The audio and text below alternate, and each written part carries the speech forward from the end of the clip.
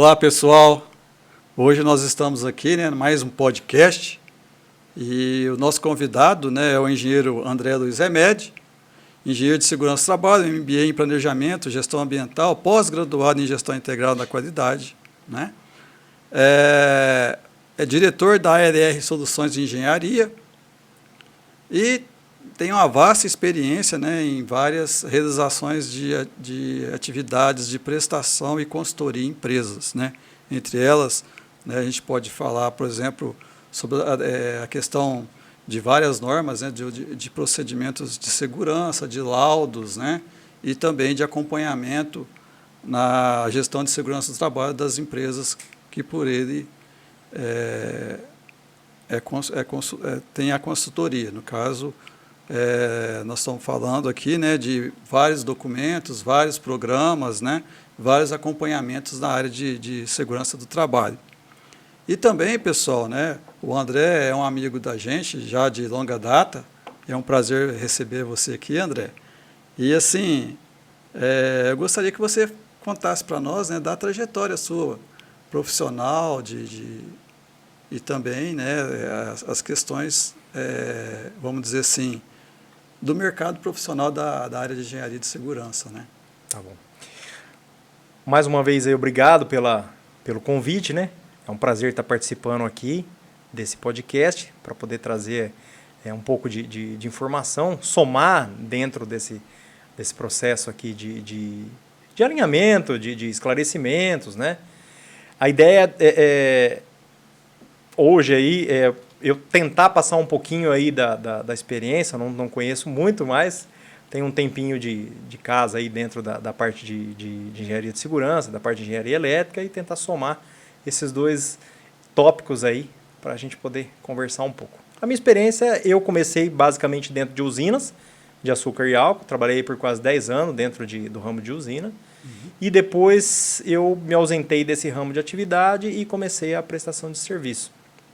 Então hoje eu tenho uma empresa, presto serviço dentro de vários ramos de atividade. Dentre esses ramos de atividade aí, nós temos aí frigoríficos, indústria de metal mecânica, própria usinas de açúcar e álcool, papel celulose, construção civil. Então, são vários ramos aí. Dentro desses ramos aí, a parte elétrica, a parte da NR10, NR12, a parte de trabalho em altura. Já tive o prazer de trabalhar com alguns nomes aí do ramo da segurança, né? Sim. Então, a ideia é evoluir, né, tecnicamente, e poder ajudar as empresas aí dentro do atendimento dos requisitos legais de norma. Então, eu tento sempre estar fazendo uma evolução profissional e trazer essas informações aí, trazer o que tem de novo, né, o que tem no mercado, o que tem de novo, tecnologias, para poder garantir uma saúde e segurança dos trabalhadores aí que estão diretamente exercendo essas atividades dentro das empresas. Legal. Ô, André, com relação, por exemplo, né, às normas regulamentadoras, hoje especificamente nós vamos falar, né, de algumas assim, que todas as empresas têm em comum, no caso a 10, né, a 12, vamos falar um pouquinho da 18, né, que é mais específica. Certo. Da 35, né, se você tiver à vontade para falar um pouco a respeito também. E vamos dizer assim, e principalmente sobre a norma que acaba, vamos dizer assim, incorporando todas elas, que no caso é a NR1-PGR. Certo. Tá? O que você tem para nos contar a respeito dessas normas? Assim, como que estão as empresas hoje com relação em atendimento a essas normas, né? Ok. Então vamos começar pela NR1, né? Pela essa estruturação do gerenciamento de risco ocupacional e o programa de gerenciamento de riscos.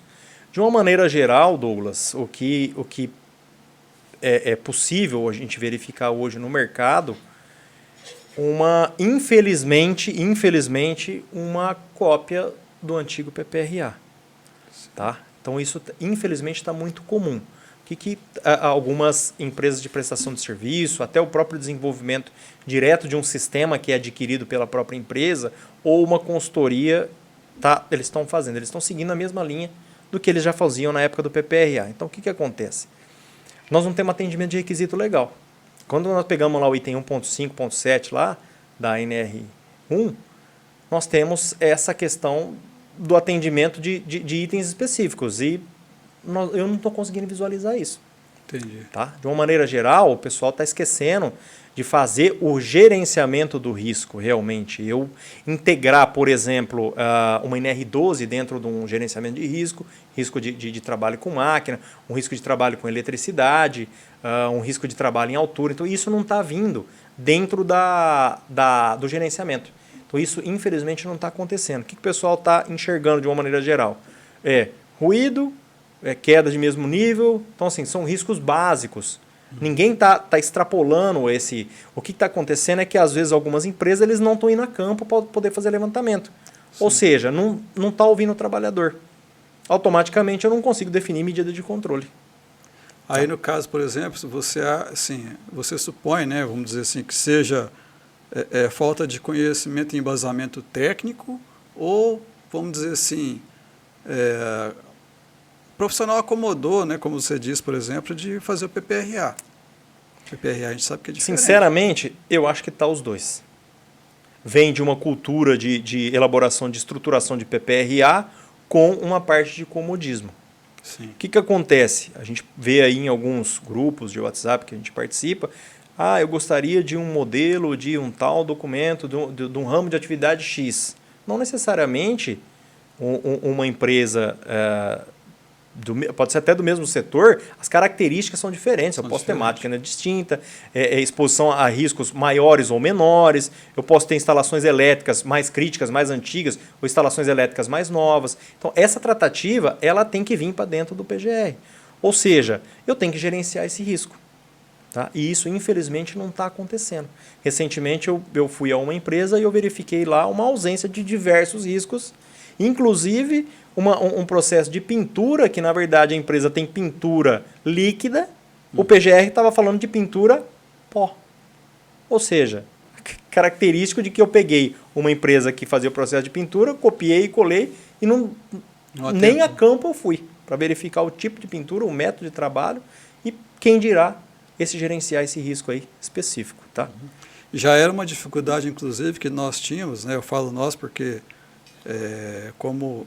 O meu trabalho vamos dizer assim, fazer um trabalho de orientação, de verificar como que o canteiro de obra está, olhar a documentação, né, dar um apoio, um suporte, orientar. E a gente via muito a questão do documento, o antigo PPRA, por exemplo, justamente o que você falou. O pessoal olhava lá, mudava o endereço, CNPJ e entregava para a empresa. Exatamente. E quem recebia não tinha o conhecimento técnico, ou seja, só queria atender a legislação para poder ficar no canteiro de obra, no caso. Era o famoso documento de gaveta, né? Isso, guardava lá e esquece que esse documento vale por 20 anos. Né? Os documentos de PPRA, o PCMSO, o PGE, que são documentos de gestão, são 20 anos. São 20 anos. Então, quer dizer, se amanhã ou depois acontecer alguma coisa nesses 20 anos, e as autoridades pedir por algum motivo, não vai estar batendo. E aí? Entendeu? Sem contar, né, nós tivemos aqui há umas 3 semanas atrás, o Dr. James, né, e a gente estava conversando justamente sobre isso. Hoje, as empresas têm a documentação, porém, essa documentação está certa. A documentação não só vai saber a hora que deu um problema, entendeu? Exatamente. Ela não traz a realidade ou a característica construtiva da empresa ou do processo de trabalho. Como que nós vamos falar de um gerenciamento de risco se eu não fiz um mapeamento adequado? Então, existe essa distância entre a tarefa real, que é a realidade dentro da empresa, para o que vai dentro de um documento. Então, existe uma distância entre isso daí. Para quebrar isso, eu tenho que ir a campo. Hoje, infelizmente, o que eu percebo de alguns profissionais de algumas empresas, quando se fala em área de segurança, o que eles estão pensando? Fornecer EPI, registrar na ficha, elaborar um documento de maneira administrativa e ficar no ar-condicionado. Sim. O pessoal esquece que existe o campo. Eu só consigo fazer gestão se eu conhecer os métodos de trabalho, se eu conhecer as áreas produtivas. Isso hoje é uma deficiência, infelizmente, dentro dos profissionais. Tem a questão da deficiência técnica, né? Ou seja, a Exatamente. falta de conhecimento. Exatamente. E também a questão de ir a campo, que é o principal, né? Eu Não só vou conhece. elaborar um documento bem feito se eu tiver conhecimento de campo, Exatamente. aliado com os conhecimentos técnicos das normas, né? E da legislação. E hoje, só para aproveitar o gancho, o que é muito característico dentro de ambientes industriais, pode ser até ambientes aí, obras, independente do que for, a questão da parte elétrica. Quando a gente fala da NR10, ela não é fiel à instalação. Ou seja, a instalação elétrica, ela não está mapeada. Não foi feito tem lá na NR10 o RTI. O RTI é um relatório técnico das inspeções. O que é o RTI? O RTI é o documento que vai trazer todas as características da minha empresa e o que eu tenho que ter de plano de ação, tanto da parte física como da parte de gestão. Ou seja, um RTI mal elaborado, não tem como eu fazer uma gestão fiel do que se precisa. Então, existe essa distância hoje dentro dos ambientes industriais, de canteiros de obra, que as pessoas não têm essa informação fiel para poder trazer e, consequentemente, fazer a gestão disso daí. Eu vejo muito, né? A gente realiza vários eventos aí, vários cursos, né? Não só nós lá, mas como, né, outras instituições. Inclusive, eu participei da sua 3 vezes, né? Dos seus cursos, ótimos. E, assim, o que eu vejo, às vezes, o profissional, ele mesmo que seja gratuito, ele não quer participar, ele quer alguma coisa pronta.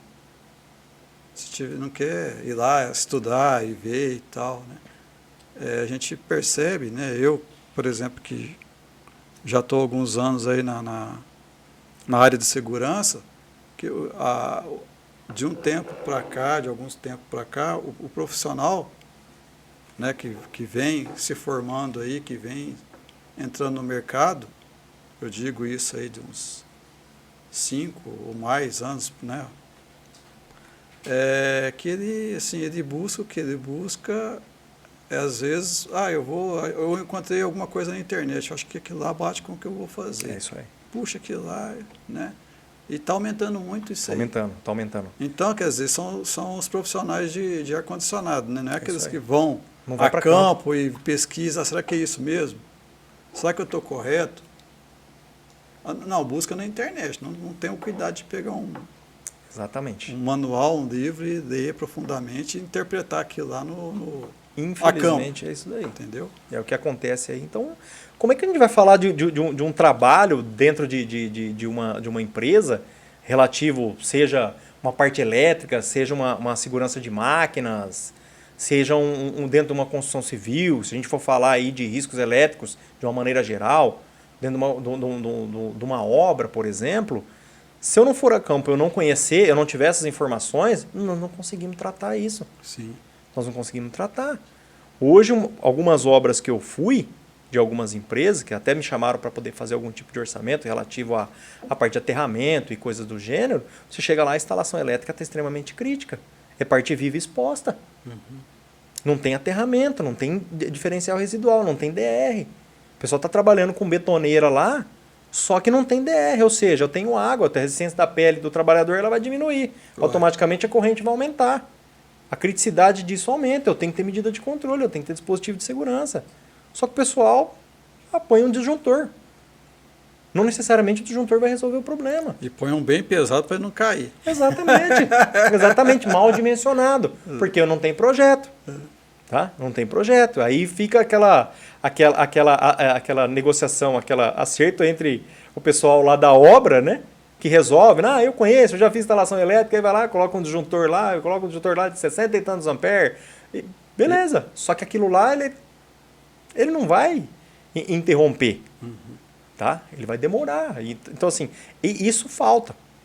Isso falta. Você me lembrou uma situação. Eu trabalhei alguns anos, né, no setor de imóveis e metalurgia. Eu trabalhava numa consultoria, inclusive. E um dia eu cheguei numa empresa, na indústria moveleira, eles estavam em ampliação. Estava crescendo muito, era uma época boa, né, de faturamento, de vendas. E eles compraram várias máquinas novas. Só que não dimensionaram o quê? A parte elétrica. E estava caindo direto, um calor, naquela época já estava calor já, né? Isso aí foi em 2002, né? Muita gente não tinha nascido ainda. Foi na época que teve aquele apagão, né? Sei, Muita gente sim. só viu né? Só ouviu falar, não sabe como que foi o negócio. Mas aí o que a empresa fez, né?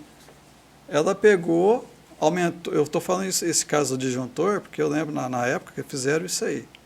Não mudaram a estrutura, né, a parte elétrica, com máquinas novas, fizeram lá um procedimento técnico não padronizado, né, a popular gambiarra, e colocaram uns ventiladorzão grandão no painel para não esquentar, porque esquentava para caramba, estava quente isso, mais a sobrecarga elétrica esquentava mais ainda. Painel né? aberto. Painel aberto. Aí um belo dia, na linha de pintura pegou fogo. Pegou fogo e foi aquele corre, né? A sorte que a brigada lá, nisso aí a empresa era bem atuante, assim, e conseguiram. O rapaz lá desligou a parte elétrica e viu que o problema era ali, né? E linha de pintura quando pega fogo, não sei se você já viu, né? É terrível. Porque tem a parte química, mas também tem a parte do pó. Tem o pó, tem o químico. Quando pega fogo aquilo lá... Diluente lá. Exato. E, assim, a sorte conseguiram sanar ali o princípio de incêndio. Aí, quer dizer, correram, tiveram prejuízo com o maquinário, prejuízo com a instalação elétrica e deixaram de fazer porque não estava no planejamento financeiro da empresa. Falaram, vamos fazer isso o ano que vem, né? A gente vai ter que aumentar o barracão, a gente pega e já faz tudo. Só que, o que aconteceu? O prejuízo foi 2 vezes mais que o orçamento que estava previsto para aumentar. E o que acontece em algumas empresas, quando acontece esse tipo de sinistro, o seguro não paga. Se não tiver projeto, se não tiver dimensionado, a hora que periciar, não paga. É a mesma coisa de AVCB. Se o AVCB não tiver em ordem, seguradora, logicamente, eles vão procurar alguma possibilidade de deixar de pagar. Sim. Então, se eu não tiver com o projeto, se eu não tiver com tudo em ordem, projeto de execução falando a mesma língua, não vai pagar. Vai dar uma bela de uma briga via judicial. Eu acho que lá, nesse caso, eles nem assinaram seguro, porque um dos motivos foi justamente esse aí. Sim. Tinha brigado, o extintor estava correto, porém a parte elétrica não estava o ideal. Exatamente. Né? Então eles nem fizeram isso aí. Mas a gente vê assim, né, que às vezes o barato sai caro. Sai caro. E muitas empresas, né, para poder aproveitar o momento, né, porque é sofrido, a vida do empresário não é fácil, não.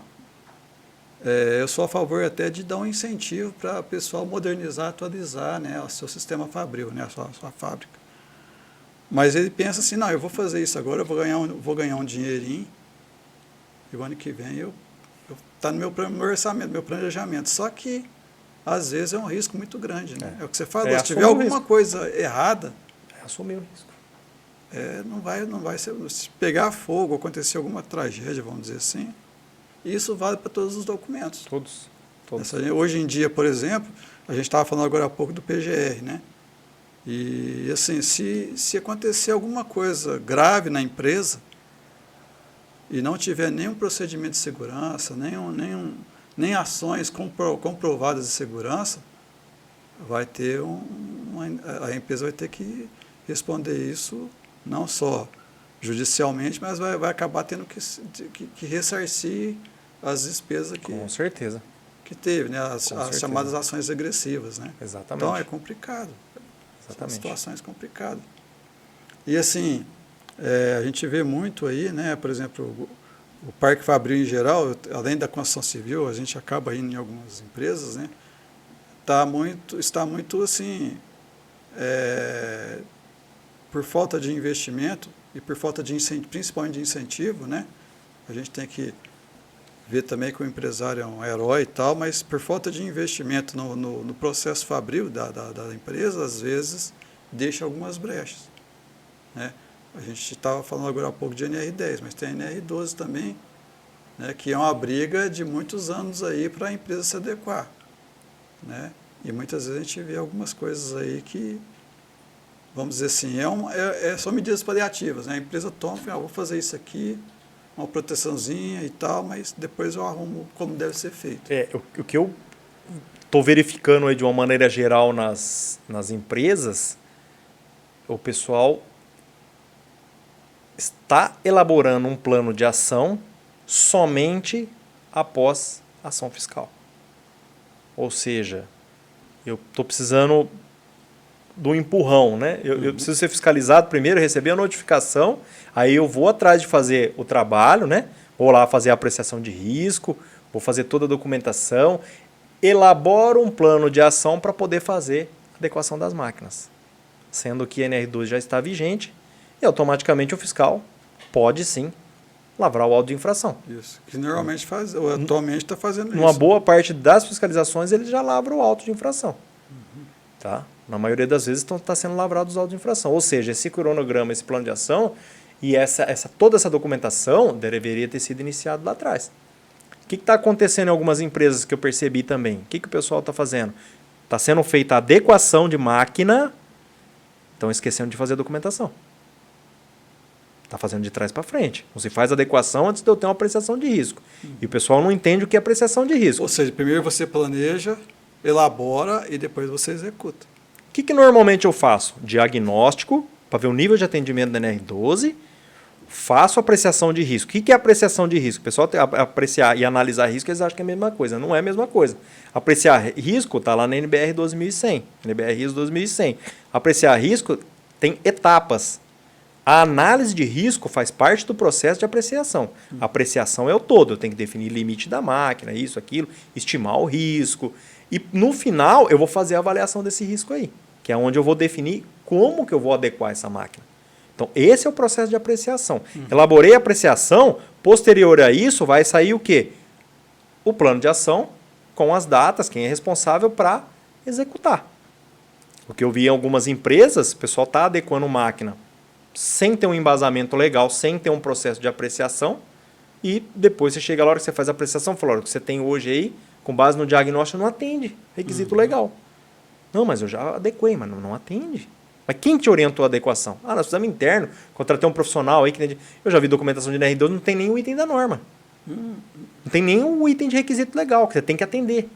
Ou seja, é um documento que relativamente ele está vago. A suposta aceitação disso ou não. Ah, tem uma serra circular sem proteção. Adequar, instalar proteção na serra circular. Mas que proteção que é essa? Qual que é o embasamento? Da onde que vem isso daí? Então, essa ausência de direcionamento, eu percebo que, às vezes, alguns profissionais eles deixam de fazer. Falta isso. O pessoal tá utilizando, por exemplo, em algumas normas, por exemplo, NR1, o pessoal está utilizando a estruturação de elaboração de ordem de serviço com base na NR1 antiga. Isso vale para as outras normas também, viu? NR6, o pessoal esqueceu que alterou. Pega a ficha de EPI e dá uma olhada, vê os itens que você tinha de referência lá, pega a NR6 nova. Tá errado, tem coisa errada. Pode pegar a ordem de serviço, tem item errado. Tá, o pessoal esqueceu que atualizou. Aliás, pessoal, a questão de documentação, pega todas as documentações que vocês têm dentro da empresa, os profissionais que atuam, né, ou que prestam serviço de consultoria, vai na empresa, faz um levantamento de todos os documentos, de todos os procedimentos que tem e verifica se aqueles documentos e procedimentos estão de acordo com a norma atual. Porque o que o André falou aqui, né, eu vejo muito isso. Muito. Manda coisas já de 2020 para trás. Isso. Eles estão usando por exemplo, treinamento da NR6. Treinamento de EPI. O que o pessoal utilizava? Definia uma carga horária, definia um conteúdo programático. Entretanto, hoje a NR6 ela exige um conteúdo programático. Sim. Tem que atender o que está lá. Tem um item específico da norma que trata da capacitação. Hoje ela fala de conforto do trabalhador. Então, assim, a gente percebe que existe uma interação de normas, essa integração entre elas.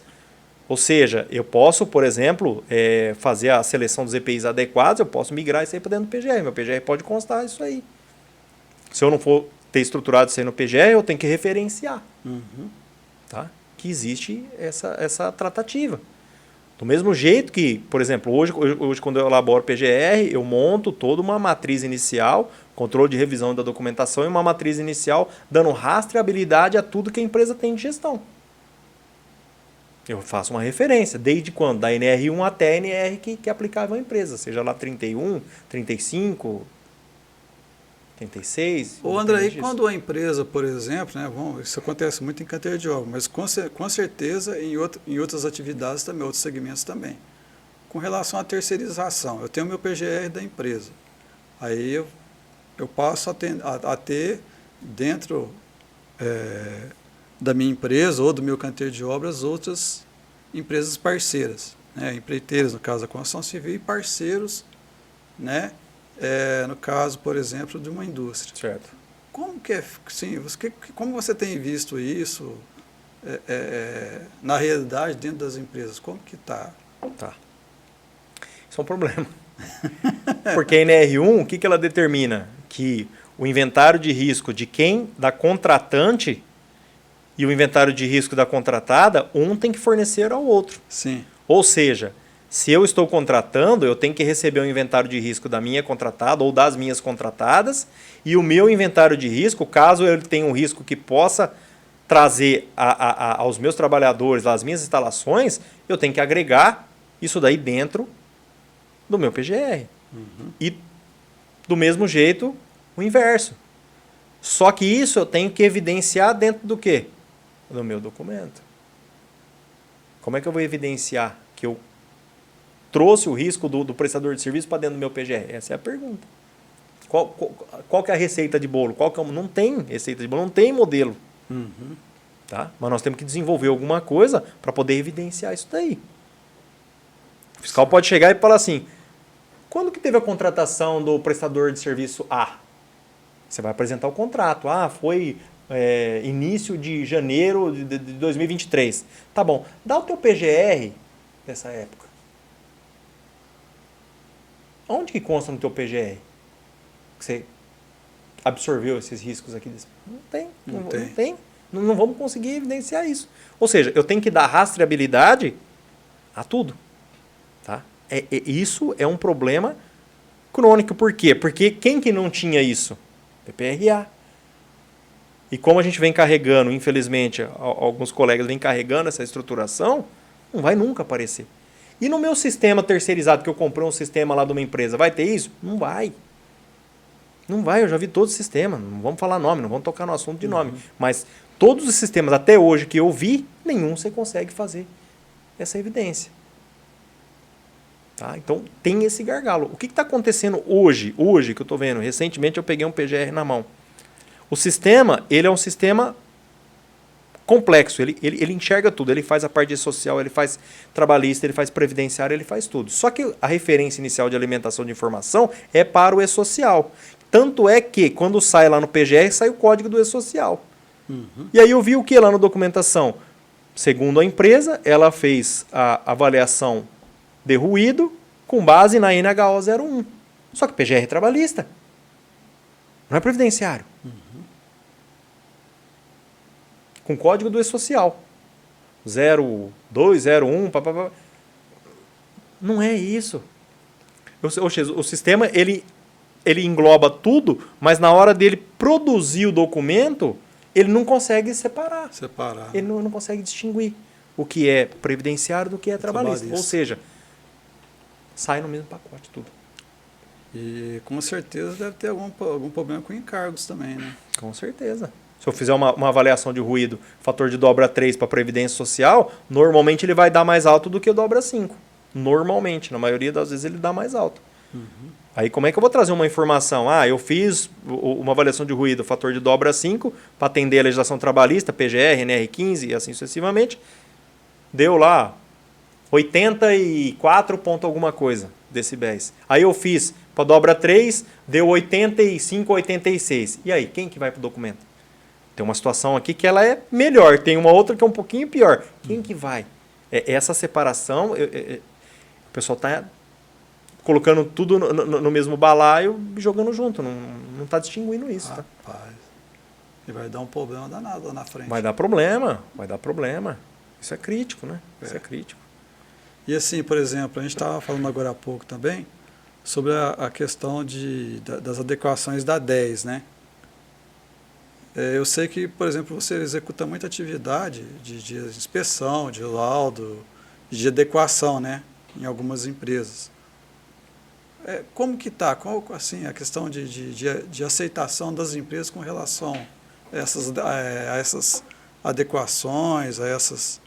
Tem atendido? Como que é? Como que é O Douglas, algumas empresas estão com um processo de adequação aí legal, mas são situações pontuais, tá? Uhum.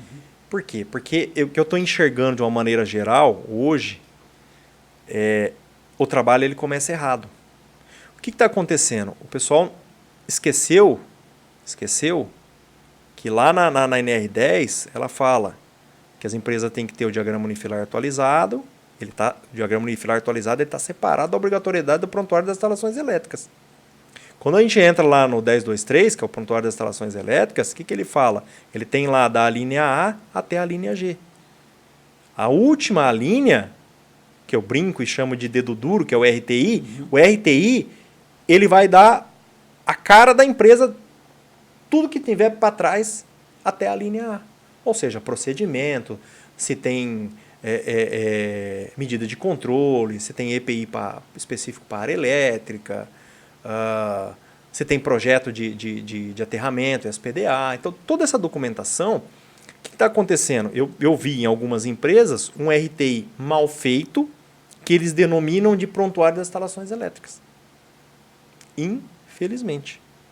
Ou seja, o contexto do prontuário é uma unificação de diversos documentos, inclusive do RTI. Uhum.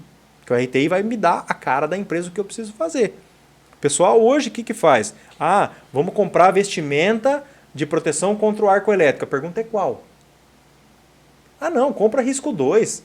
Compra lá uma de 11 calorias por centímetro quadrado, lá, uma TPV, tá bom. Uhum. Mas tá bom para quem? Nós estamos falando do que e de quem? Estamos falando do trabalhador. Mas de qual instalação elétrica? É um painelzinho de baixa tensão, lá é 220, não tem problema. Foi feito um estudo de curto? Foi feito um estudo de energia incidente? Não. Então como é que eu vou fornecer uma vestimenta para um trabalhador se eu não sei nem quem que é meu inimigo? A gente só se protege daquilo que a gente conhece. Exato. Se eu não conheço meu inimigo, se eu sei que meu nível de tensão é 220 volts, 380, eu vou lá, compro uma luva classe 00 para até 500 volts. E vai atender. Tranquilo. Proteção contra choque elétrico? Estamos ok. Agora e arco elétrico? Ninguém toca muito no assunto. Eu só forneço a vestimenta. Eu não sei. Qual que é o meu nível de energia incidente se ocorrer um arco elétrico numa instalação elétrica? Pergunta é, não sei. Como que eu vou medir? Não tem como. Isso aí é baseado em estudo. Que na NR10, hoje, lá tem um item que fala que as vestimentas devem ter proteção contra influências eletromagnéticas e inflamabilidade. Uhum. Isso aí veio lá em 2004. Então, esse item aí, ele fala de vestimenta que tenha proteção para inflamabilidade. Automaticamente é uma vestimenta proteção contra o arco elétrico. Porém, na nova NR10, isso vai vir de maneira explícita. A obrigatoriedade de se ter estudo de energia incidente. Uhum. Tá? Então, hoje, o grande problema das empresas que eu vejo na área elétrica é uma ausência de gestão, principalmente em cima de arco elétrico. Porque é algo que eu simplesmente forneço uma vestimenta e o trabalhador teoricamente está protegido. E que, na verdade, eu não sei. A resposta eu não sei. O duro que vai saber só a hora que eu tiver uma ocorrência. Só a hora que ocorreu. E aí tem alguns outros problemas, que é a questão da gestão. A vestimenta, a característica dela, a durabilidade é por lavagens. Então eu tenho que fazer o quê? Eu forneci uma vestimenta hoje, eu tenho que controlar o quê?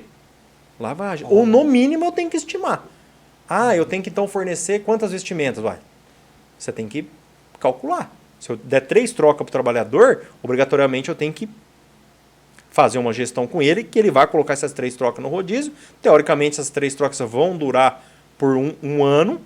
E aí, no ano seguinte, eu tenho que fazer o quê? Recolho essas 3 trocas que ele utilizou e forneço 3 trocas novas. Pergunta se recolhe.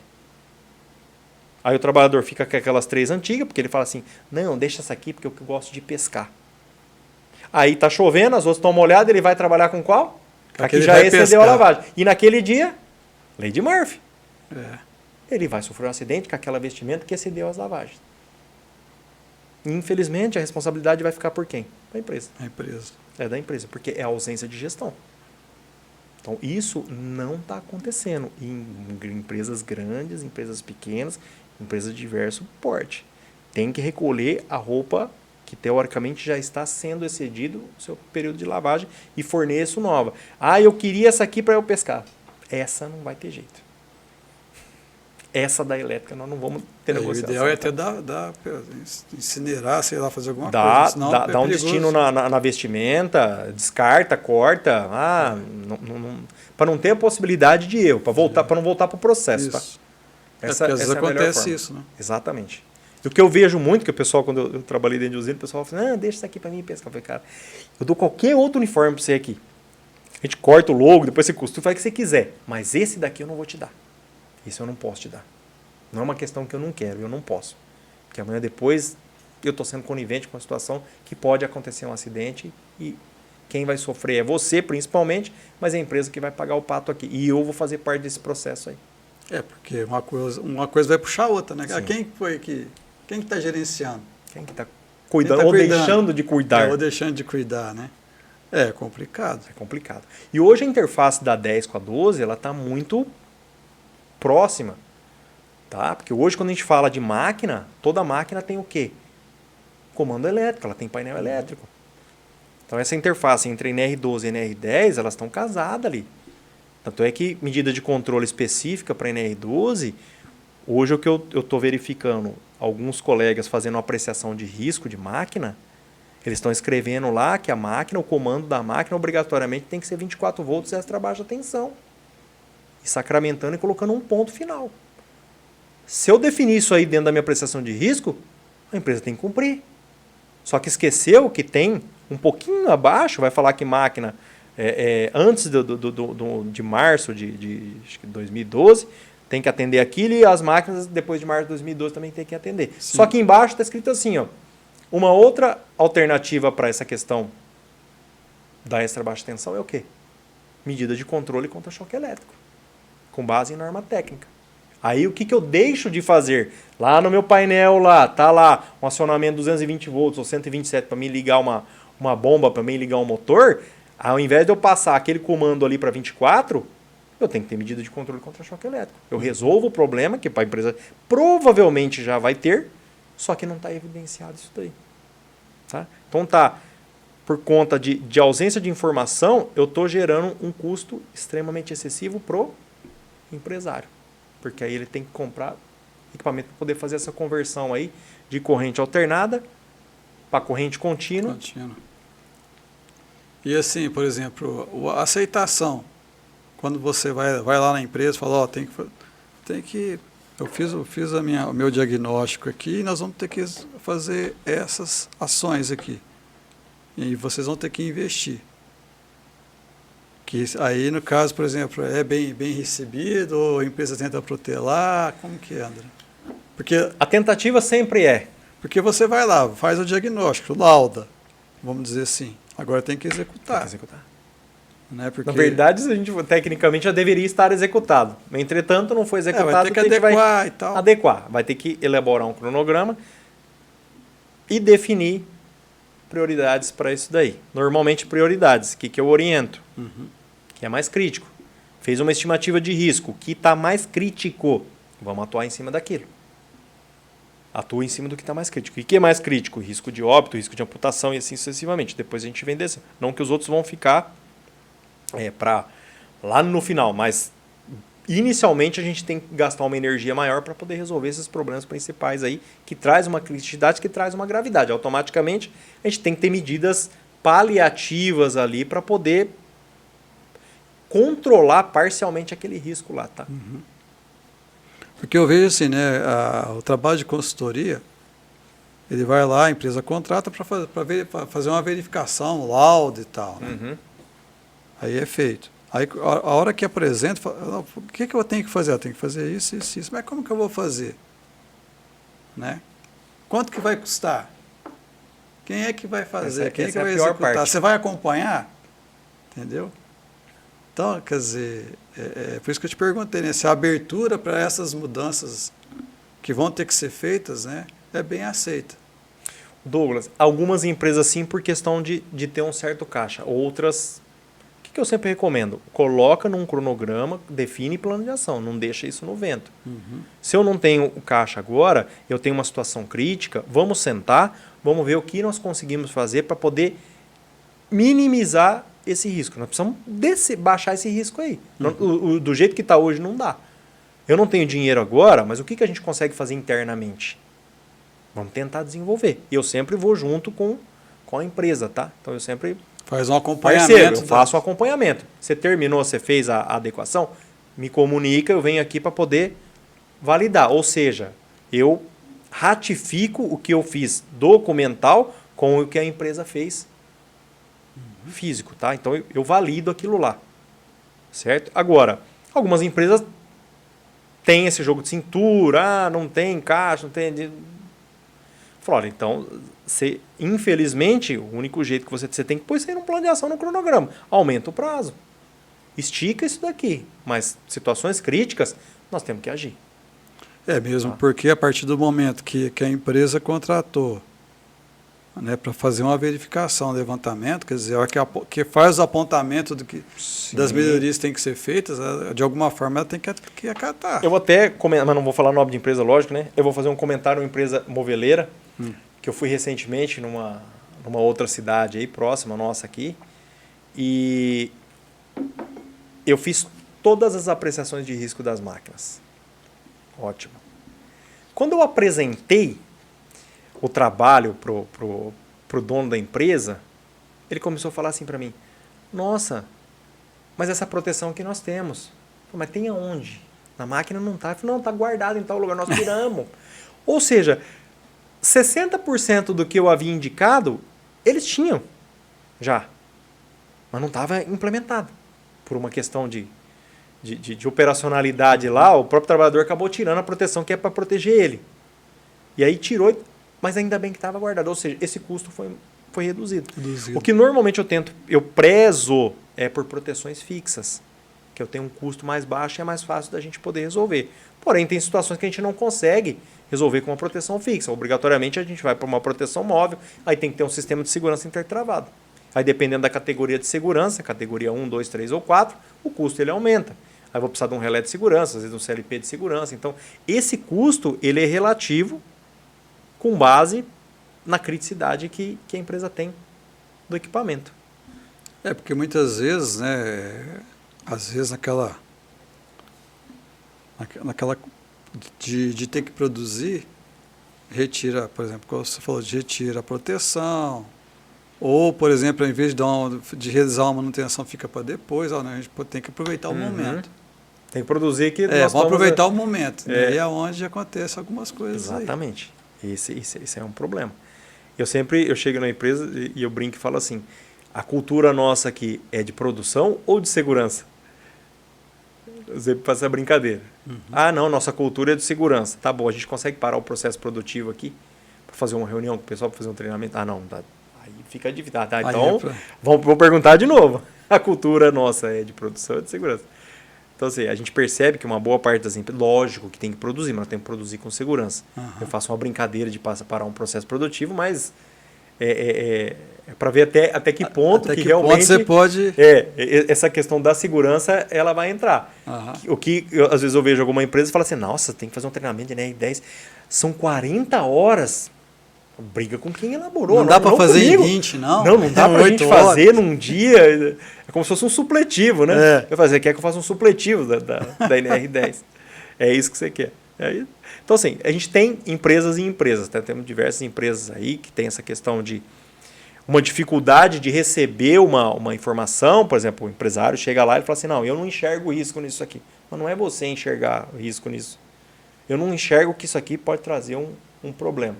Mas não é você enxergar, é o que está na lei. É diferente a questão de você enxergar e o...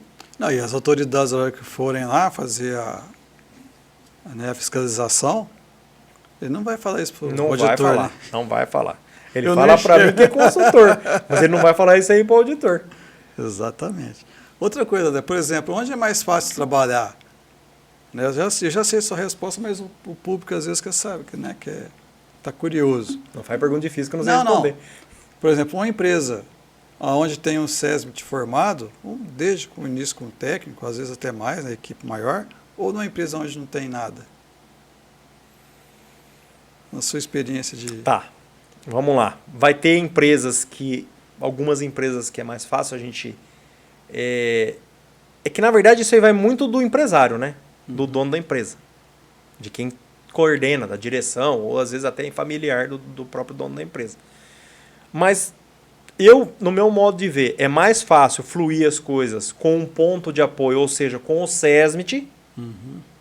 Mesmo porque ele vai interpretar e vai executar, né? Exatamente. Ele vai ser uma interface entre a gestão da empresa com a consultoria, tá? O SESMIT vai fazer essa interface. Então, esse caminho eu enxergo que facilita. Quando não tem o SESMIT, eu não tenho essa interface. Então, fica uma certa distância, porque a consultoria ela não vai ficar 100% o dia todo lá, 8 horas por dia. Ela vai definir, dentro do escopo de um orçamento, vai definir, olha, eu vou fazer tantas visitas por tantas horas. E muitas vezes, na maioria das vezes, né, não tem aquela pessoa-chave que vai fazer o acompanhamento da execução e principalmente da interpretação, né? Exatamente. Uma coisa é executar, outra coisa é interpretar. Tem que interpretar primeiro para poder depois fazer a execução, porque se eu não souber o porquê que eu tenho que fazer aqui, interpretar, né? Não vai sair em conformidade, entendeu? Exatamente. Por isso que eu te perguntei. Né? E, assim, eu enxergo na maioria das empresas aí que é mais fácil quando a gente tem um apoio. Quando a gente tem um SESMIT já estruturado, pessoas comprometidas dentro do SESMIT, o fazer acontecer. O que pode ter um pouquinho mais de dificuldade é que a gente tem que fazer uma evolução um pouquinho mais técnica desse profissional do SESMIT para ele poder ajudar nessa interface, tá? Para a empresa conseguir fazer esse processo de adequação. Porque às vezes, eu não conheço nada de NR12, eu não sei nada. Tá bom, então vamos conversar um pouco, vou te explicar o porquê disso, da onde que vem, qual que é a origem. Primeira coisa que eu faço, abre a norma. Abre a norma que nós vamos conversar. É só com base nela que eu vou conseguir te explicar o porquê que eu defini isso, porquê que eu defini aquilo, porquê que ela exige tal coisa e como que a gente consegue atender esse requisito legal aqui. Sim. Outra coisa, na minha época de docência, né, quando o aluno chegava e perguntava, professor, como é que eu vou fazer? Eu fui chamado para uma entrevista, mas eu não, né, o que eu tenho que fazer? Né? Eu falei, primeiro, você entra no site da empresa e vê o que ela faz. Você vai, baseado no segmento dela, você vai fazer o quê? Você vai estudar as normas específicas daquela atividade. Mas e questão de ordem de serviço? Eu falei, não, isso aí você vai ter que saber também, mas principalmente a norma daquela empresa. As normas aplicáveis, construção civil, então tem que dar uma estudada na 18. Metalúrgica, tem que dar uma olhadinha, focar na 12. Usina de açúcar e álcool, então tem que dar uma olhadinha também na 31. Além da 12, eu tenho que ver também a 31, porque muitas vezes tem alguma atividade de rural. Não, então tá, né? Aí depois passava uma semana e perguntava, e aí, né? Então, professor, deu certo, tá? Porque se você não orientar, né, muitas vezes, né, ele vai para o mercado de trabalho para atender o que pede na legislação para a empresa e não se preocupa em aprofundar no conhecimento daquilo que está fazendo na empresa. Da área específica, né? Que possivelmente ele vai assumir um cargo lá dentro da empresa, né? Exatamente. Esses dias, uma questão recente aí, um recrutamento interno dentro de uma empresa que eu presto serviço e abriu a vaga, mais uma vaga de técnico. Aí o que aconteceu? Se candidataram ali algumas pessoas, vamos fazer uma avaliação, vamos fazer um processo aqui de avaliação. Não tem perfil. Sabendo, está dentro da empresa, sabe como é que funciona, né, a sistemática ali. Pô, tá mais fácil o caminho das pedras. Sim. Só que o que acontece? Não teve o capricho de fazer o quê? Abrir normas específicas, como você comentou, que são aplicáveis ao ramo da atividade da empresa. Não fez nada. Quantas NRs hoje vigentes tem? Nossa. Não sei. Então, assim, Eu falei, olha, nós não temos pessoas com perfil para assumir esse cargo dentro da empresa. Não conseguimos fazer o processo de recrutamento interno. Nós vamos ter que abrir. Não é porque não quer, é porque não consegue. Como é que eu vou pegar uma pessoa dessa que não tem... Ela não teve o capricho dentro de um processo seletivo que estava tendo, não teve o capricho de olhar praticamente nada, não tem jeito. Uma coisa é não ter experiência, vivência, né, rodagem. A outra coisa é conhecimento técnico. E eu sou a favor de contratar, sempre fui e sempre vou continuar sendo, de contratação, na maioria das vezes, de pessoas recém-formadas. Ah, mas eu quero uma pessoa... Contrata um recém-formado. Ele vai aprender a trabalhar do jeito que você precisa. Você vai moldar ele do jeito que você precisa. Vai lapidar, né? Você vai lapidar ele. Desde que tenha um bom conhecimento técnico. Desde que tenha um bom conhecimento. Nós vamos fazer uma análise preliminar dentro desse processo de entrevista todo, verificar qual que é o nível do conhecimento técnico. A gente não pode apertar muito, exigir tanto, mas pelo menos perceber na pessoa que ela tem uma desenvoltura. E aí vai a dica para quem está quem está se formando, tá? Vou citar um exemplo. Um colega meu de Catanduva ligou numa escola técnica lá em Catanduva e ele ligou e falou assim: eu preciso contratar um técnico para minha empresa. Avisa os alunos aí das turmas que já estão terminando que eu vou para fazer uma avaliação geral e contratar alguém. Pergunta se ele conseguiu. Chegou lá para conversar com a turma. Um aqui no celular, o outro ouvindo música, 2 conversando. Ou seja, sabendo que foi para fazer contratação, a oportunidade está ali. Só falta pegar e descer a faca no queijo. Não teve.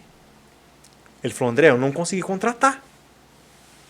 O pessoal não... É uma coisa que, né, na minha época de docência, né, eu sempre falava desde o início do curso.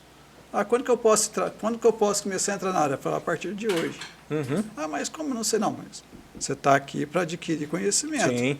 Mas a rodagem, a prática, você vai ter que correr atrás. Exatamente. Não espera o meio do curso, ou o final do curso, ou depois do curso para correr, não. Não.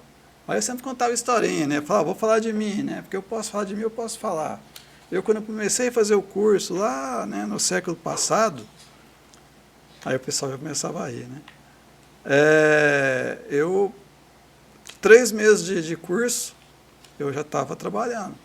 Aí, professor, com 6 meses de curso eu já tinha ido para outra empresa, que pagava mais um pouquinho. E até hoje, né, eu brincava também. Brincava não, é a realidade, mas a gente fala para instigar mesmo. Até hoje, eu nunca ganhei menos que o piso. Desde a época que eu fazia estágio. Aí, professor, mas como, né? Não sei o que tem. Eu falo, não, você tem que saber. Meu avô, né? Meu avô e meu pai, né? Falava para eles que era de obra, de usina. Eles falavam, tem que saber fichar, né? Não ir lá na janela, né? Já vou falar isso aí? O pessoal falava, o pessoal mais antigo falava, eu não fichei na janela. Você já viu isso aí? Já. Então, quer dizer, aí o pessoal ficava, né? Mas é complicado.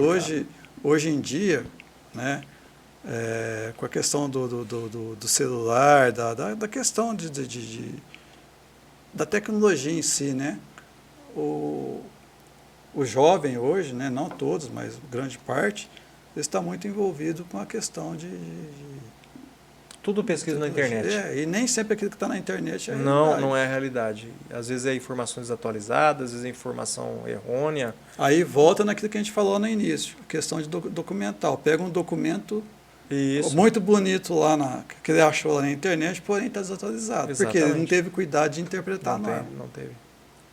Ele não teve o capricho de pegar e fazer o cara crachá para verificar se aquele item realmente é o item que hoje está vigente dentro da norma. E muitas vezes também tem um documento, por exemplo, o mesmo documento. Por exemplo, uma ficha de EPI, uma ordem de serviço, uma APR, né? Com normas anteriores e com normas atualizadas. Muitas vezes ele não consegue pegar aquela antiga e atualizar ela. Não consegue. Entendeu? Não consegue. E do documento, então, piorou. A gente estava falando agora há pouco sobre PPRA, né, que não existe mais, vamos dizer assim, e com o PGR. O que muitos fizeram? Grande parte, né? adaptar o PPRA com o PGE, que é o que a gente falou agora há pouco. É isso aí. Entendeu? E assim, não vai atender nunca. Não vai atender, Não vai atender nunca. E Não isso vai aí é atender. o que a gente está mais... É o que tá, por exemplo, é o que eu vejo mais. E é uma preocupação, né? Porque a legislação não vai retroagir. Ela não vai voltar. A tendência é evoluir. Tem várias normas aí que foram para consulta pública. Estão em processo aí de, possivelmente, esse ano, a 10 não saiu. Espero uma que ano briga que vem danada, saia. inclusive, É. A própria NR15 foi para consulta pública, está parada. Agora a NR11 foi para consulta pública. A NR1 voltou. Então, assim, o pessoal tem que ficar antenado. Principalmente quem vai se formar, que vai buscar um emprego e quem já está na área. Para poder manter isso daí atualizado. E não é simplesmente produzir um documento. O documento ele tem que ser atualizado. Sim. Ele tem que acompanhar a evolução técnica, a evolução legal. A gente estava falando agora há pouco da 15, né? A 15 é uma das, se não a única, né? Uma das poucas, mas eu acho que, né? Não vou falar a única porque que não foi revisada, vamos dizer assim, no seu todo. Sim. É uma norma muito técnica, extensa, porém ela não, assim, não foi revisada como deveria ser. Então, um retoquinho aqui, um retoquinho ali, mas ela não foi totalmente revisada. Será que isso é por falta de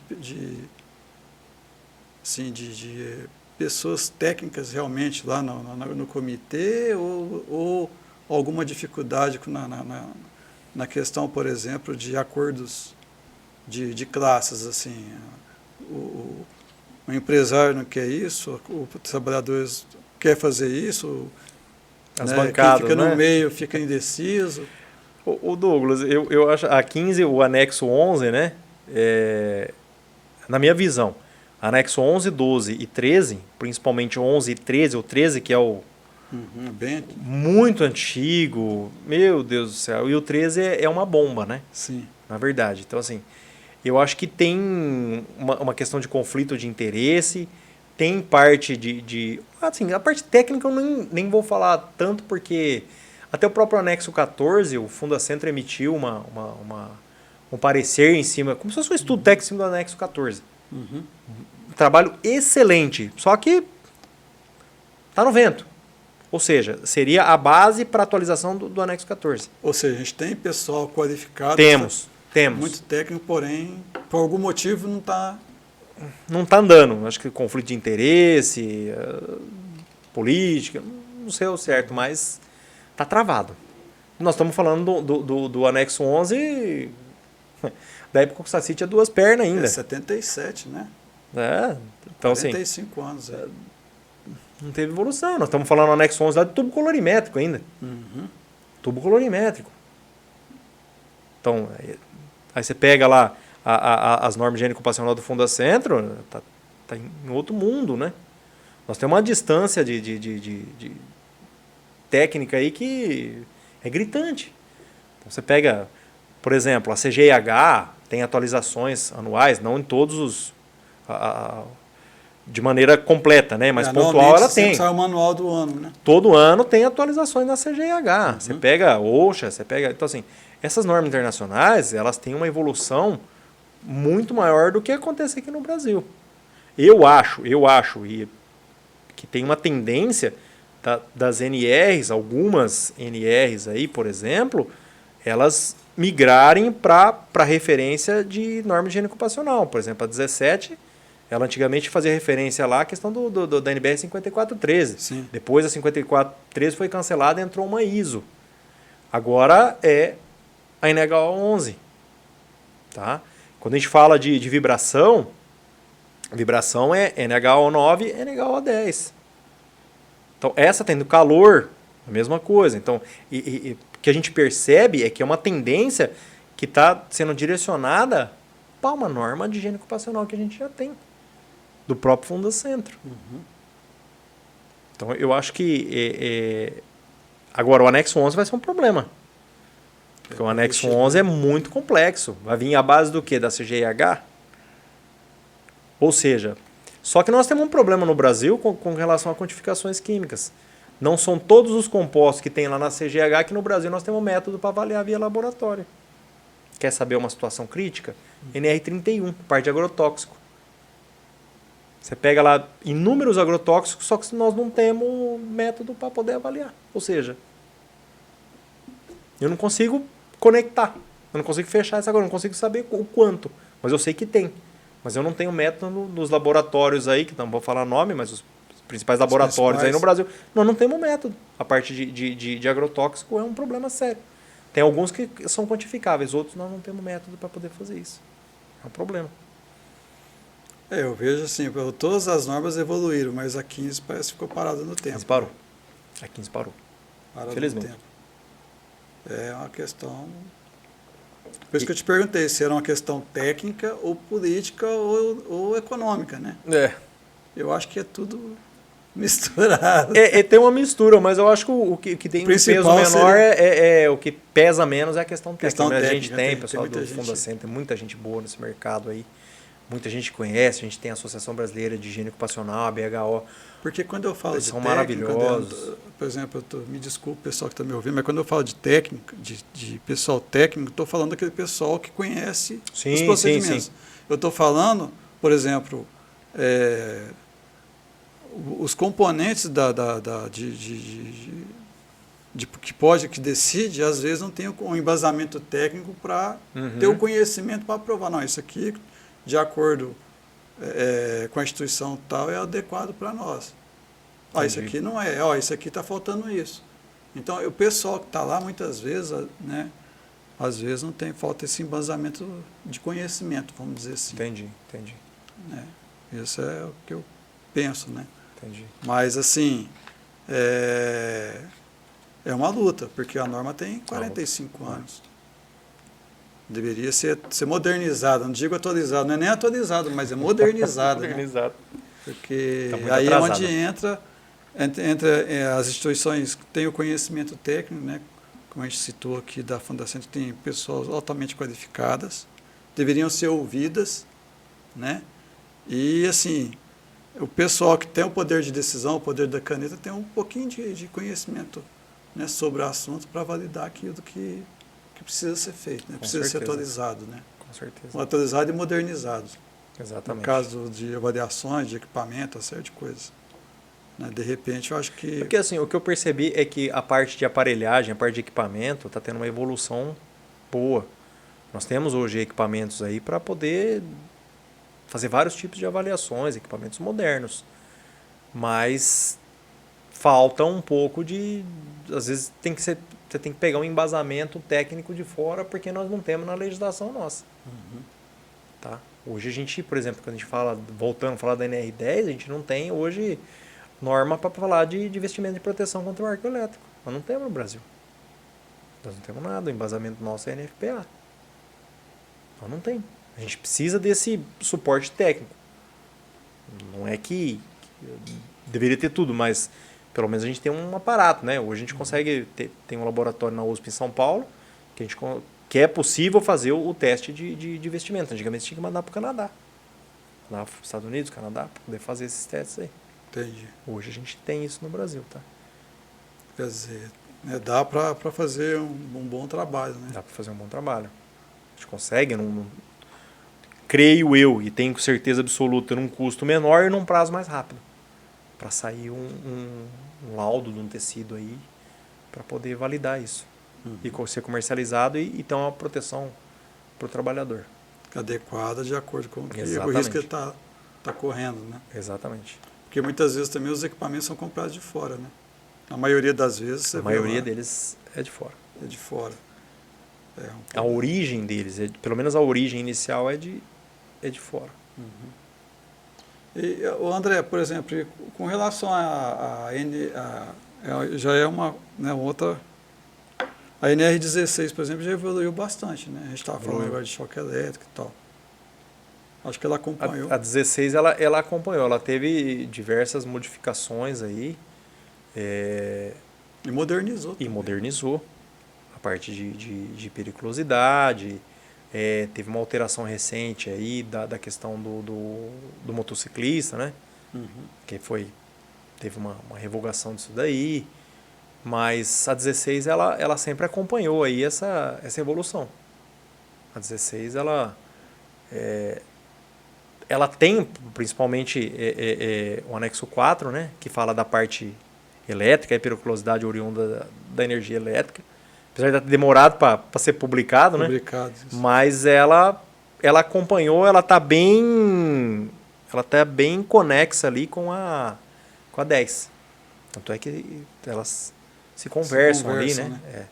A gente tem a referência lá da questão da periculosidade, referenciando a itens da NR10. Coisas que não tinha. Não tinha.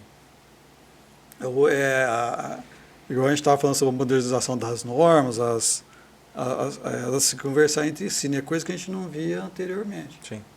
Muitas normas que foram atualizadas, vamos dizer assim. Exatamente. Hoje em dia, por exemplo, você cita, por exemplo, na construção civil, você cita alojamento, refeitório, você já vai lá na 24.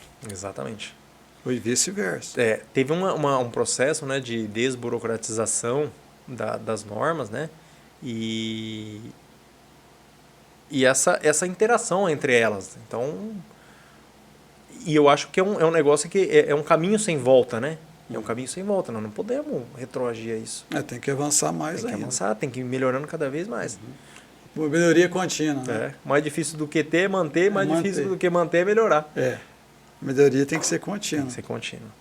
Assim, e isso vale para nós, profissionais, né, para a gente acompanhar a modernidade também.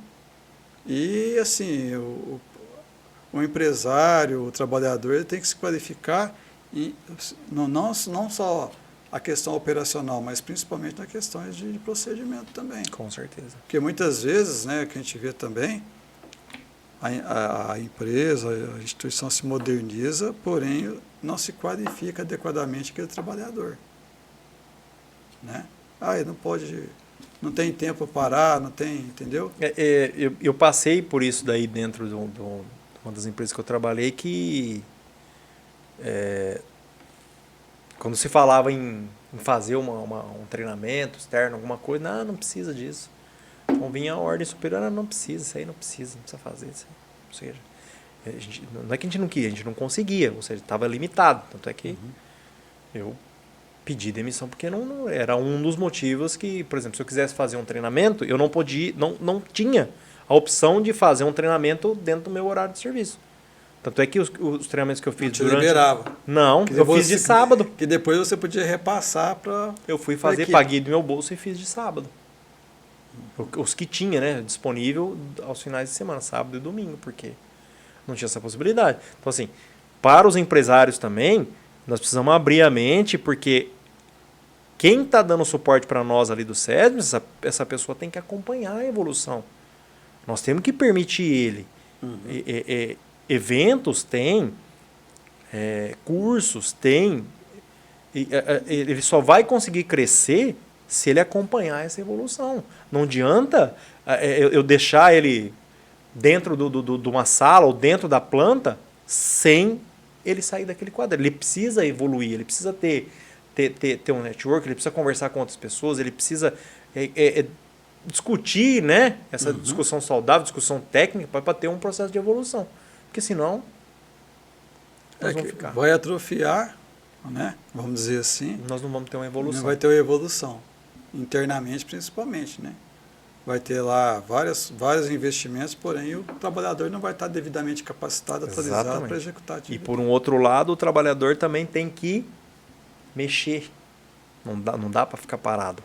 Eu sei que o dia a dia, hoje a área de segurança, o SESM, de uma maneira geral, tem inúmeras demandas e não é só de segurança, porque o proprietário da empresa vai passar outras atribuições e ele não vai falar não. Ele não vai falar não.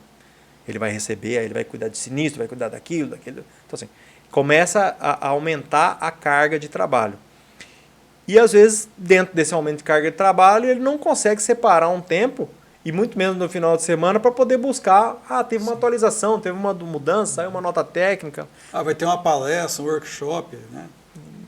Eu estou cansado. Estou cansado. Ele só vai buscar a hora que ele ficar desempregado, sabia? Exatamente. É o que eu vejo muito. Esse ano nós fizemos vários eventos, e não só executamos, mas também como parceiro, né? E muitas vezes quem vai é quem já está buscando alguma coisa, aí já é tarde, né? Se não se atualizar, não qualificar, não vai atender a empresa, e aí a hora que a empresa precisar dele, ela não vai querer saber se ele fez curso gratuito, se ele pagou do bolso, o que ele fez. Ela quer que ele esteja apto para aquilo. Exatamente. E não estando apto, o que vai acontecer? Ele vai ser desligado, né? Então, por exemplo, é muito importante aquilo que você falou do profissional sempre estar qualificando, mesmo que seja por conta própria. Sempre por conta, mesmo que seja por conta própria. Né? Ele está investindo nele, né? O que acontece hoje? Hoje, com essa questão da evolução tecnológica, hoje tem, por exemplo, essas campates que o próprio governo faz, tem lives que ficam gravadas, então assim, qual o custo que eu tenho disso? Ligar meu computador na energia, conectado na internet e acompanhar. E o tempo para outra poder acessar. Eu não consigo porque foi num dia de semana, num horário que eu também não tive a liberdade ou não poderia ter assistido ao vivo. Tá bom, mas pega o gravado, depois assiste. Assiste o gravado depois. Então, eu acho que da parte do profissional, ele precisa ter uma proatividade buscando uma evolução. Não adianta querer esperar que por osmose ele vai aprender. Não vai. Não vai aprender. Então, falta também para alguns dar um passo para frente e falar, não, eu vou buscar saber. E o empresário, por exemplo, quando ele tem um profissional da segurança, seja técnico, seja engenheiro, né, médico, enfermeiro, o que for, por exemplo, ele, a partir do momento que ele tem uma demanda e chama lá o profissional para conversar, fala, eu quero que executa isso e isso na minha empresa. Mas isso aqui eu não sei. Mas como? Você não é o profissional da área, eu não te pago seu salário. Mas senhor, eu tinha uma vaga, tinha um curso lá e a empresa não liberou e tal. Quer dizer, aí nessa hora tem 1001 desculpa, né? Sim, com certeza. Isso no geral, esse profissional no geral. Tá? E é o que você falou, a empresa não pode arcar com a despesa, corre atrás. Corre atrás. Corre atrás do conhecimento, porque você está investindo em você mesmo. Exatamente. Se você não for usar lá onde você está atuando, você vai usar em outro lugar. Em outro lugar. E não esperar. Não espera... O conhecimento é algo que ninguém vai tirar de você. Exatamente. Ninguém vai tirar. E outra coisa, a partir do momento que você é um profissional de um segmento, de uma área, você tem que se qualificar cada vez mais, porque o mercado é muito... Exigente. Muito Se exigente. você não atender... Cada vez mais aumenta o nível de exigência. E mesmo se atender, às vezes acontece alguma coisa com a empresa e a empresa tem que demitir, vamos dizer assim, né? Você vai trabalhar onde? Qual a qualificação que você tem? Qual a sua atualização? Porque muitas vezes, eu já vejo isso quase todo dia, o profissional ele fica na empresa 10, 15, aos 20 anos, né? E se acomoda. Não, daqui eu nunca mais vou sair. Ele acha que daqui. nunca vai cortar Só vou o cordão sair daqui umbilical. Quando eu aposentar, Eu não sei de onde tira isso, né? E a empresa, às vezes, o que acontece? Ela vai ter que cortar. Sim. E na hora de cortar, não vê se é o Douglas, se é o André. Não, faz 20 anos que o Douglas está no mesmo, não quer saber. Tem que reduzir. Vai cortar. Vai reduzir. E se você não estiver preparado, atualizado, com conhecimentos, com os novos conhecimentos e a modernidade do que está acontecendo, exatamente, você não vai ter mercado. Né? Aí tem a questão, por exemplo, a gente estava falando dos profissionais mais novos, aqueles que são fora da curva vai tomar seu lugar. Com certeza. Entendeu? E rápido ainda. E rápido, vai botar você no bolso. Exatamente. Por quê? Não é porque você é experiente, tem vivência, se você não tiver o conhecimento técnico, não vai servir para nada. Não sustenta. Não sustenta. Não sustenta. É o que eu vejo muito aí. Não sustenta. E isso em todas as áreas, tá? Sim, com certeza. Então, quer dizer, tem mercado para todos. Tem. Tanto é que antes do programa a gente estava conversando sobre o mercado está aquecido. Está aquecido. Muito aquecido. Porém, tem profissionais que atendem aquela demanda. Hoje mesmo a construtora me pediu, né, algumas indicações. Eu mandei alguns currículos. Mas antigamente eu indicava. Hoje eu não procuro, evito fazer isso. Mas eu mando algumas opções que eu acho que vai atender. Pode encaixar naquela vaga, porque você não sabe. Não sabe. Tá? Difícil. Então, todo dia, foi ontem, ontem também teve uma outra empresa que ligou para mim, passou uma mensagem, falou, aqueles currículos que você mandou, o pessoal não gostou, tem como você mandar mais? É difícil. É difícil, não atende.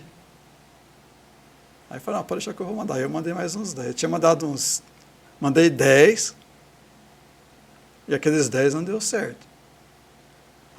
Aí eu peguei e mandei mais 10. Hoje não falou nada, quer dizer, vamos esperar, né? Aguarda. Aí agora à tarde me pediu, uma outra empresa me pediu. Então, quer dizer, o mercado sempre está buscando. Tá. O Douglas, eu percebo assim, as empresas, de uma maneira geral, ideia, né? Por ramo de atividade, o que eu acho que eles deveriam fazer. Isso é visão minha. Pode falar, achar que eu sou louco. Mas, por exemplo, eu tenho um ramo de atividade, construção civil. Capacitar pessoas, pode ser recém-formada, para o que eles precisam.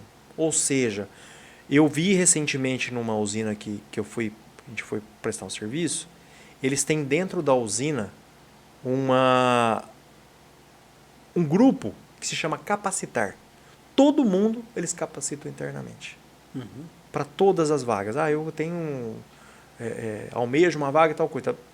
Eles fazem capacitação interna. Então, assim, eu acho que talvez essas empresas, os grupos de ramo de atividade, por exemplo, construção civil, nós vamos pensar numa ideia vamos montar uma estrutura de capacitação, de evolução para atender a nossa necessidade do quê? Pode ser do servente, pode ser do pedreiro, pode ser do mestre de obra, pode ser de um técnico de segurança e assim sucessivamente. Ou seja, juntar grupo de pessoas que possam fazer isso daí para que esse processo de contratação, esse processo entre o trabalhador e a empresa, isso aqui estreite. E a hora que ele entrar lá, ele já está moldado, ele está pronto para o que eu preciso. Eu não tenho esse tempo para poder gastar. Entendi. Que é o que algumas empresas fazem com menores aprendizes, né? Sim. Que contratam e depois, lógico, não é todo mundo, mas alguns têm se destacam mais, têm uma proximidade, gostam daquele tipo de trabalho e ele acaba ficando contratado. Na empresa. Isso acontece muito no comércio. O comércio faz muito bem isso. Contrata, né, os jovens aprendizes. As usinas estão fazendo esse trabalho também. Então. Mas, assim, como eu fiquei numa instituição de ensino que era voltada ao comércio e à prestação de serviço, o programa de jovem aprendiz, a gente via muito, né, a contratação daquele jovem aprendiz. Hoje eu não sei como que está, tá? Na indústria, como eu não acompanho, eu não sei, mas nessa instituição que era do ensino comercial, né, eu ficava lá mais tempo lá em sala de aula, eu via isso acontecer. Na parte de indústria só vejo movimentação. Eu não fico em sala de aula, não sei como que é, né, mas eu acredito que os melhores profissionais, né, foram aprendizes. Sim, mesmo porque é uma curiosidade. A gente estava falando de indústria metalúrgica, por exemplo, né? Quando eu trabalhava com consultoria, muitos anos atrás, a gente chegava para fazer um levantamento de risco, a gente via uma pessoa trabalhando com solda, falava que lá fez um curso na instituição tal, aquela formou no Senai, por exemplo, né? Porque era diferente. E era batata, que você chegava numa pessoa, uma pessoa meia, vamos dizer assim, que não tinha o comprometimento de segurança. Você chegava lá, não, fulano me ensinou e tal, e aprendi. Aí chegava no outro, que estava bem vestido, assim, com os equipamentos certinhos e tal, bem aparelhado, né? Então, eu formei lá no Senai e tal. Então, quer dizer, você via essa diferença. Sim. Isso varia para vários setores da indústria, né? Então, quer dizer, essa visão de ensino é muito importante. desde que aquele jovem aprendiz que está se qualificando tenha vontade de permanecer, né? Com certeza. Então, muitas vezes não acontece isso também. E hoje, por exemplo, no mercado nosso de segurança, nós não temos especializações, por exemplo, focada. Eu vou preparar um técnico de segurança, vou preparar um engenheiro de segurança, vou preparar um profissional para poder atuar dentro de uma construção civil. Nós não temos isso. Não, o Senai tem. O Senai tem? Tem qualificação e especialização na construção civil. Da construção civil. Porém, né, não sei como que está hoje, porque eu me desliguei há algum tempo lá, 2 anos atrás, 2 anos e meio, aí, quase 3. Eu não sei como que está a procura. E outros ramos de atividade? Não. É só tem a construção civil. Exatamente. Se eu não me engano, eu ministrei aula no Senac, em Catanduva, numa especialização em construção civil. É 300 horas, se eu não me engano. O único ramo que... Tem especialização técnica para construção civil e para técnico de meio ambiente. Porque o técnico de segurança acaba fazendo essas atividades, uma das atividades, vamos dizer assim. Mas eu não sei como que está hoje. E assim, a gente estava falando agora há pouco, né? O que está em maior crescimento de mercado hoje profissional? Construção civil. Exatamente. Né? Então, se eu sou um técnico de segurança, viu, pessoal? Que estou começando agora, eu estou formando, busque fazer uma qualificação, uma especialização na construção civil. Sim. Porque a hora em que a empresa vai contratar, se você tem especialização e tem um conhecimento técnico, de repente a oportunidade de atuar naquela empresa vai ser maior. Né? E eu acho assim, os empresários, além da construção civil, que nós já temos um certo caminho, os empresários de outros ramos de atividade, eles, na minha visão, deveriam sugerir algo focado para ramos de atividade. Principalmente as cidades onde tem polos, né? Onde você tem polo. Por exemplo, você vai falar de polo sucrocoleiro, nós não temos nada. Não tem um profissional altamente qualificado para aquilo. Isso. Polo moveleiro, a mesma coisa. Metalúrgica, a mesma coisa. Tinha que ter uma qualificação. E se a gente for analisar, na nossa região, nós temos vários polos específicos. Sim. E polos fortes e grandes. Sim. Só que o único que tem essa ramificação de especializações é a construção civil. Construção civil. Aliás, é o setor que paga melhor também. Sim. O piso maior do profissional técnico de segurança do trabalho é da construção civil. Mas o motivo, o pessoal que está começando agora e que está se formando, ou que já se formou, mesmo o pessoal que está querendo atualizar, igual a gente está falando aqui, com certeza. vai fazer o curso. Fazer o curso. Tá? A gente vê uma busca muito grande em higiene ocupacional também. Higiene ocupacional. É importante. Mas assim, Douglas, se eu tivesse que começar agora, né? O que eu ia fazer? Eu ia ver, na minha época, quando eu me formei, era usina. Foi até um bom tempo, até os inícios dos anos 2000 e pouco, era usina. 2010 para cá, virou a construção civil. Né? A construção civil sempre foi forte, mas a usina na nossa região aqui era muito... Né, se pagava melhor, vamos dizer assim. Então, Douglas, hoje, se eu fosse começar agora, eu me qualificaria na construção civil. Em outros temas também, como a gente falou de higiene ocupacional, meio ambiente. Mas, para ter um retorno rápido, a construção civil, qualificação, a especialização da construção civil é importante. E mais uma dica, mesmo que eu não atue na construção civil, faça a especialização. É um conhecimento a mais, é uma atribuição a mais que você vai ter e é uma possibilidade de amanhã ou depois, se houver uma oportunidade, migrar de ramo de atividade. Assim, o curso especificamente, né, da construção civil é um curso que se você aprende gestão, coisa que às vezes no curso, né, você vê, mas não pratica. Lá não. Nesse curso, eu não sei como que está hoje, tá? Estou falando de 2 anos, 3 anos atrás aí. Então, pessoal, se tiver oportunidade, faça um curso de especialização, de qualificação. Não fique só esperando um emprego, não, porque às vezes a oportunidade não surge por causa disso. Por exemplo, você vai na empresa fazer uma entrevista, aí vê lá, é uma metalúrgica, por exemplo, especialização na construção civil. Ah, por que você fez? Ah, porque eu queria aprender mais e tal, né? E Eu gosto de aprender, quer dizer, Eu vou dar uma outra dica. Independente do ramo de atividade da empresa, toda empresa tem obra. Exatamente. Toda empresa vai ter obra. Ó, tem uma reforma, ó, nós vamos ampliar um prédio, nós vamos construir alguma coisa. É obra. É construção civil do mesmo jeito. Se a gente vai fazer interno, você vai contratar um terceiro, a gestão tem que ser Exato. equalizada. Vai fazer uma reforma, vai fazer uma ampliação, vai colocar uma plataforma elevatória lá, onde que está? Está na NR18. Está na 18. Entendeu? Trabalho em altura, onde fala mais sobre trabalho em altura? NR18, escada. Então, quer dizer, você acaba agregando conhecimento. A 18 né? tem uma base muito forte, muito forte. Então, novamente, recomendação, mesmo que não vá atuar, não tenha essa intenção inicial, faça uma especialização na construção civil, que vai vir muita informação. Sim. E em qualquer momento do ramo de atividade que você estiver trabalhando, pontualmente vai ter uma obra. E aí você vai ter ideia, né? Para você poder fazer gestão, você vai ter noção de controles ali. Exatamente. HO é importante? É importante. Só que você vai adquirir um conhecimento técnico que você vai usar pouco. Certo? Às vezes você vai até dispersar. Uhum. Meio ambiente é importante? É super importante.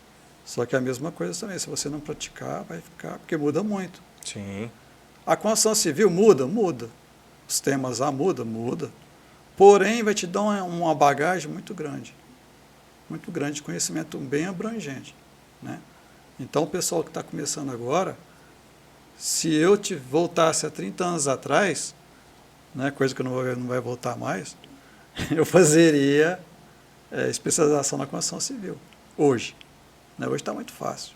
E outros cursos também, pessoal. Por exemplo, tem muito curso, como a gente falou aqui, gratuitos na internet. Sim, então, com aproveita certeza. lá, final de semana, ou um momento de folga e vai se qualificando cada vez mais, é importante.